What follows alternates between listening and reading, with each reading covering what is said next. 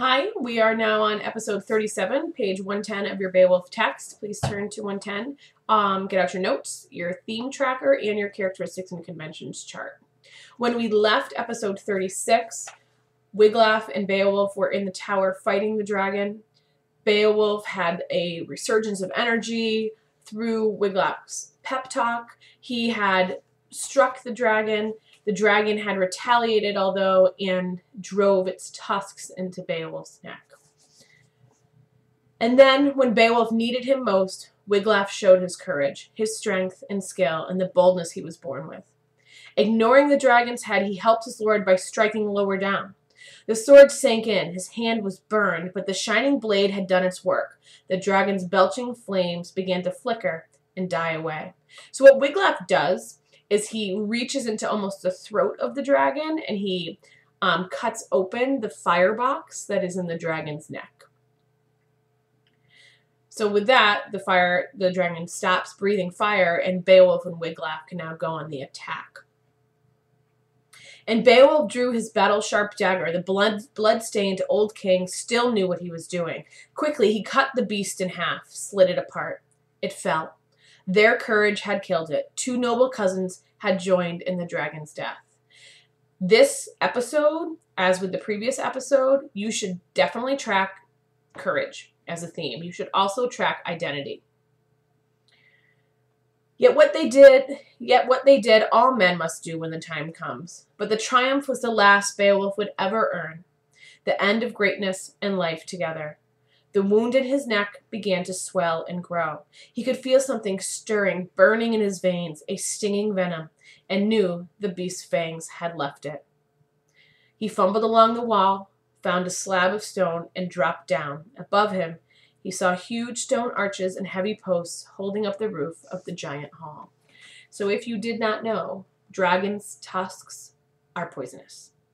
And it is actually the poison, not the wound of the tusks, but the poison that was in the tusks that will kill Beowulf. Then Wiglaf's gentle hands bathed the blood-stained prince, his glorious lord, weary of war, and loosened his helmet. So Wiglaf sits next to Beowulf as he lays dying in the tower. Beowulf spoke. In spite of the swollen, livid wound, knowing he'd unwound his string of days on earth, seen as much as God would grant him, all worldly pleasure was gone, as life would go soon. So now what Beowulf is going to do is he's speaking only to Wiglaf. And in the speech, he is actually giving him his will. Okay. I'd leave my armor to my son now if God had given me an heir, a child born of my body, his life created from mine. I've worn this crown for 50 winters. No neighboring people have tried to threaten the Geats, sent soldiers against us, or talked of terror. My days have gone by as fate willed, waiting for its word to be spoken, ruling as well as I knew how, swearing no unholy oaths, seeking no lying wars. I can leave this life happy. I can die here, knowing the Lord of all life has never watched me wash my sword in blood born of my own family. Beloved Wiglaf, go quickly, find the dragon's treasure. We've taken its life, but its gold is ours too. Hurry, bring me ancient silver, precious jewels, shining armor and gems, before I die. Death will be softer, leaving life and this people I've ruled so long, if I look at this last of all prizes.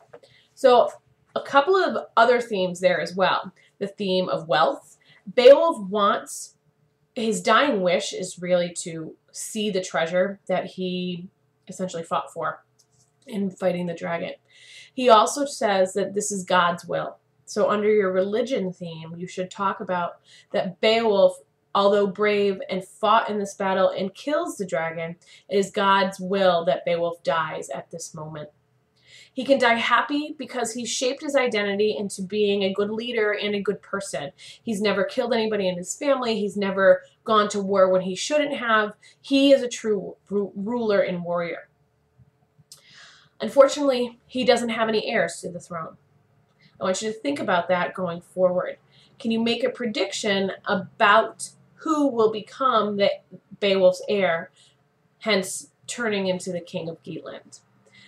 One more thing The fact that Beowulf and Wiglaf went into this tower, not only killed the dragon, but also took the treasure, will have consequences to it as we get into the next episode. So make sure you have filled out your theme tracker, your characteristics and conventions chart, and you have taken down all your notes.